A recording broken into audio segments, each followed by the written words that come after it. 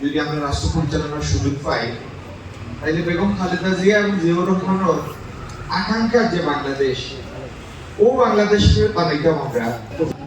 ও নাম হলো family card.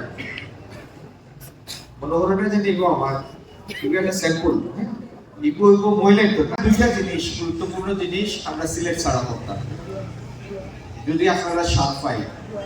একটা হইলো অনলাইন জুয়া বন্ধ করতাম, তীর খেলা বন্ধ করতাম, আর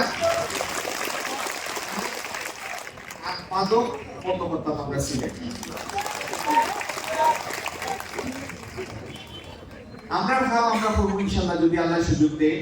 কিন্তু আপনারাও এই সমাজটাকে সংগঠিত করতে হইবে যাতে এই মৃত্যুর পুনরাবৃত্তি আর না হয়। ঠিক না নেই?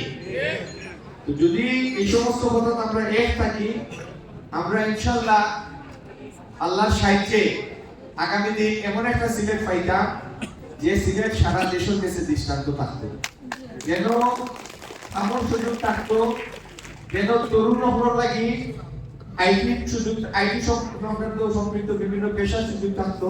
যেভাবে সিলেটের পরিবর্তন আমরা ঘটাইতাম চাই, দেশের পরিবর্তন, আল্লাহ যদি খেদমতকে কবুল করেন তাহলে আল্লাহ এই খেদমতের কাম সন্তুষ্টি অর্জনের জরিয়া হিসাবে কবুল করেন।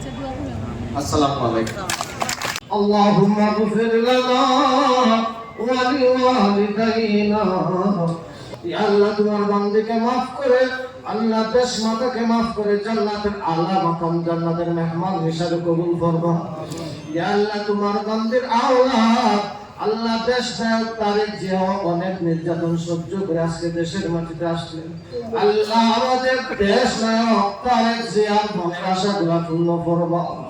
রব্বে কারীম আমাদের মাঝে আজকের অনুষ্ঠানের মুক্তমণি প্রধান অতিথি ইয়া আল্লাহ খন্দকার আব্দুল মুক্তাদির সাহেব যতগুলো আলোচনা করলেন, আল্লাহ আমরা আশাবাদী তোমার বান্দা মন থেকে দেশ যাতে আমাদের সিলেটের জন্য এই স্বপ্নগুলা দেখেছি। ইয়া আল্লাহ যার চেহারার দিকে তাকাইলে বড় মায়া লাগে, ইয়া আল্লাহ এই মায়ার চেহারাটার সম্মান তুমি দিন দিন বাড়াইয়া দিও। ইয়া লা ইলাহা ইল্লাল্লাহ মুহাম্মাদুর রাসূলুল্লাহ। আমিন।